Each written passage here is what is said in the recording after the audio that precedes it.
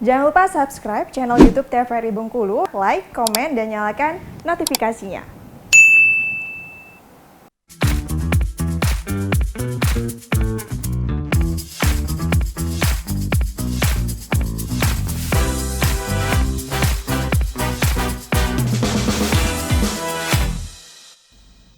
Balik lagi di Opini, obrolan pagi ini masih dengan tema yang sama, yaitu dapetin beasiswa gimana sih caranya. Oke, bersama dengan Bang Heru, tentunya penerima beasiswa. Bang Heru, tadi kita udah spill, memang belum sampai ke temanya ya, yaitu beasiswa, kan masih tentang pertukaran pelajar. Nah, tapi kalau misalnya beasiswa sendiri, macam-macamnya banyak tuh yang tentunya ya, Bang. Banyak, Ya. ya. Itu apa aja tuh, Bang Heru?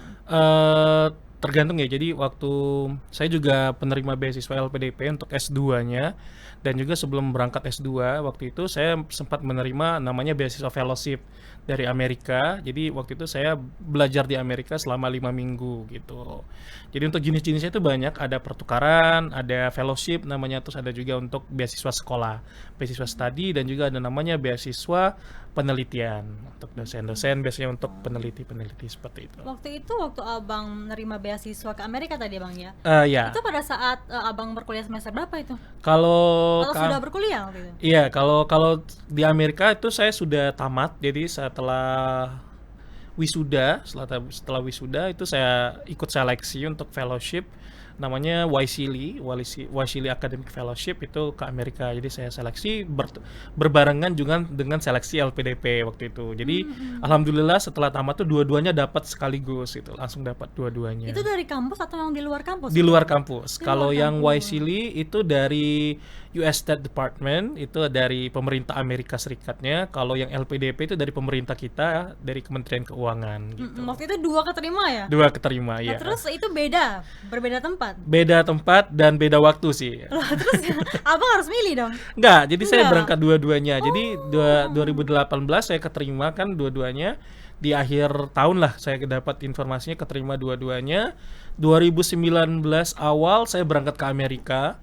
2019 awal saya berangkat ke Amerika. Setelah kuliah ya? Setelah kuliah 5 minggu saya belajar tentang environmental leadership di East West Center di University of Hawaii, di Hawaii. Terus 2020 akhir baru saya berangkat ke Inggris S2 waktu itu.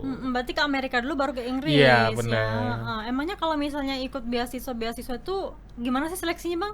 Pasti kan ada tahapan-tahapannya. Iya, ya, benar.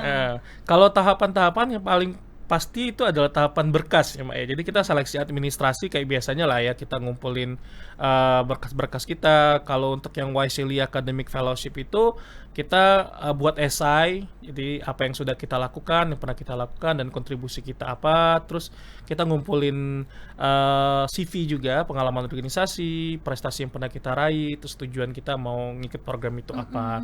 Nah, kalau yang beasiswa LPDP itu juga diawali dengan seleksi administrasi. Banyak waktu itu sama kurang lebih ijazah, transkrip ijazah itu kan, terus nilai kemampuan berbahasa Inggris kayak TOEFL dan IELTS. Udah itu nanti kita mengisi formulir online, jadi ada websitenya, kita isi di situ, kita masukin semua berkas-berkas kita gitu, Mbak. Oke, waktu itu abang infonya dari mana, Bang, untuk menerima beasiswa ya? Kalau yang untuk daftarnya ya? Iya, benar.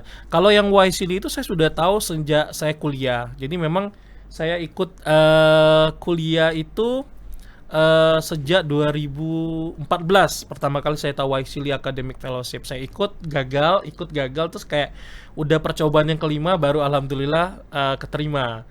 Iya. Itu gagalnya di mana waktu itu? Gagalnya kalau yang pertama 2014 di berkas, karena saya ngumpulnya deadline gitu kan. Biasalah kan. Ya, mahasiswa masih gitu. ya.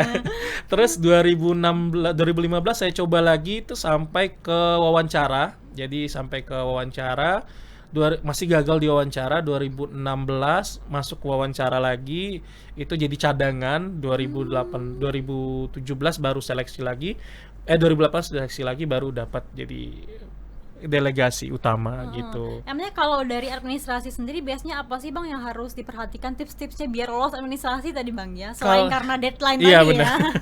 Sebenarnya kalau beasiswa itu yang paling penting adalah zero mistake ya. Jadi jangan sampai ada yang kelewat terus dicek-cek lagi. Nah, itu kan untuk berkas-berkas yang bisa kita kumpulkan secara langsung. Tapi yang paling penting itu adalah bagaimana kita menjawab pertanyaan di esai biasanya. Karena itu yang paling penting sih untuk beasiswa. karena dari situ pemberi beasiswa bisa melihat kita tuh orangnya seperti apa sih, apa yang sudah kita kerjakan, apa yang yang sedang kita kerjakan, dan apa yang akan kita lakukan nanti, baik ketika di negara tujuan ataupun setelah pulang ke Indonesia gitu. Berarti seleksinya ketat Bang ya kalau Iya, lumayan sih kalau lumayan menurut ketat saya, ya. iya. Itu waktu wawancara apa aja Bang waktu itu yang tanyain? Kalau yang Wisely jelas tentang project lah ya. Kalau Wisely itu kan berhubungan dengan project, jadi lebih banyak ke project yang sudah saya kerjakan. Tapi kalau yang S2 di LPDP itu pertanyaannya seputar tujuan saya kuliah. Contohnya kayak misalnya, kenapa memilih negara Inggris gitu kan? Kenapa memilih universitas itu? Kenapa jurusan itu gitu kan? Nanti di sana kamu mau ngapain aja gitu kan? Itu yang paling penting untuk soal akademik. Kenapa penelitiannya tentang ini? Jadi profesornya sudah dikontak belum? Jadi untuk yang akademik itu. Terus juga ada wawancara soal nilai-nilai Pancasila gitu kan, Waduh. kewarganegaraan. Jadi ditanya-tanya isu-isu tentang waktu itu 212, waktu lagi hangat-hangatnya, terus isu Papua Merdeka gitu kan. Itu isu-isu yang seperti itu ditanya kalau tentang nasionalisme. Terus ada juga wawancara psikologis lah ya, gitu kan. Psikologis tuh ya biasalah yang menyentuh hati gitu. Waktu itu wawancaranya secara online ya Bang ya? Kalau LPDP dua-duanya enggak. Jadi kalau yang Wisely itu online, kalau yang LPDP langsung di Yogyakarta waktu itu saya. Harus berangkat Bang Iya, ya? harus berangkat waktu itu, benar. Oke, mungkin Abang sendiri ada nggak tips-tips untuk masyarakat yang memang menerima beasiswa, mungkinnya pengen dapetin beasiswa ke luar negeri, itu biasanya dari wawancara tuh tips-tipsnya apa sih? Haruskah nggak boleh grogi misalnya atau apa gitu? Menentukan nggak sih Bener. itu? Kalau grogi kan dari gesture juga kan Iya. nervous. Yang penting yakin aja. Cuma yang penting itu adalah jujur sih kalau wawancara. Jadi orang itu bakal tahu kan kita tuh jujur atau tidak. Apakah cerita itu dibuat-buat, apakah esai kita dibuat-buat gitu kan, itu pasti ketahuan sih. Yang penting pertama kalau kita dalam wawancara itu jujur. Pertama jujur. Kedua sudah mocking interview dulu nih sebelum interview yang sebenarnya. Latihan boleh ajak teman, boleh ajak senior yang udah pernah lulus beasiswa terlebih dahulu untuk latihan. Apakah jawaban kita sudah memuaskan atau memenuhi ekspektasi yang diharapkan oleh pemberi beasiswa.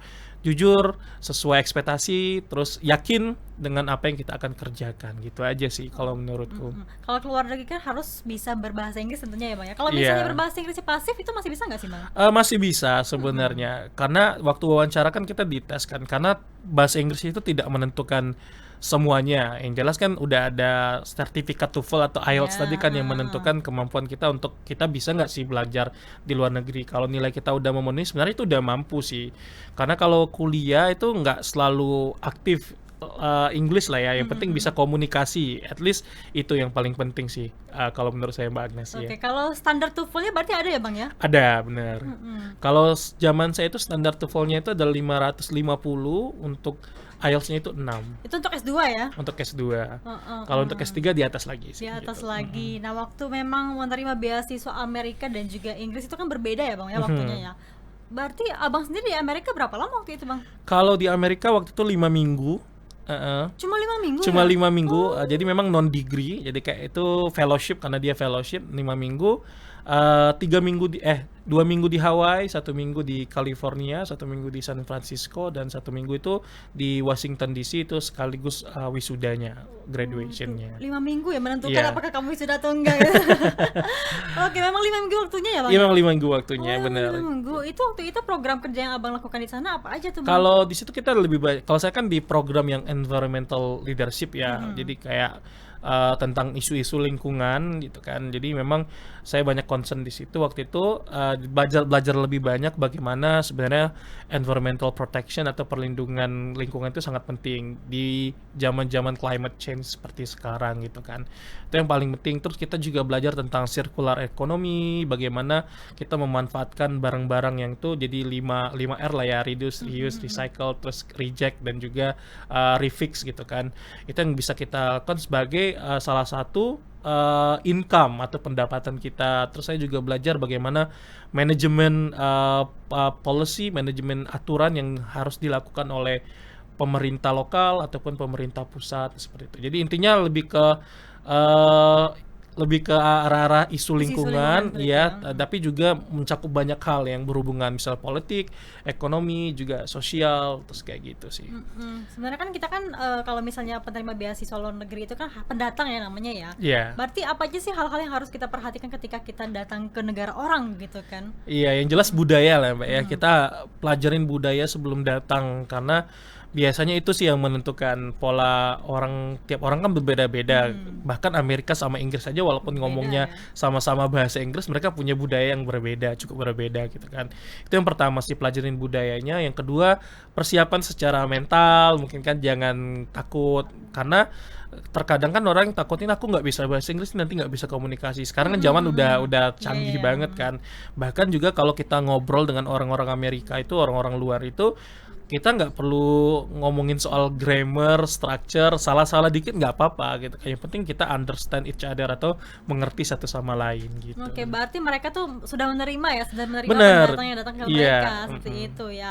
Dan juga kalau abang di Inggris kemarin berapa lama bang? Kalau- Setelah di Amerika ya? Ya, kalau di Inggris itu 1 tahun karena memang programnya itu selama 1 tahun.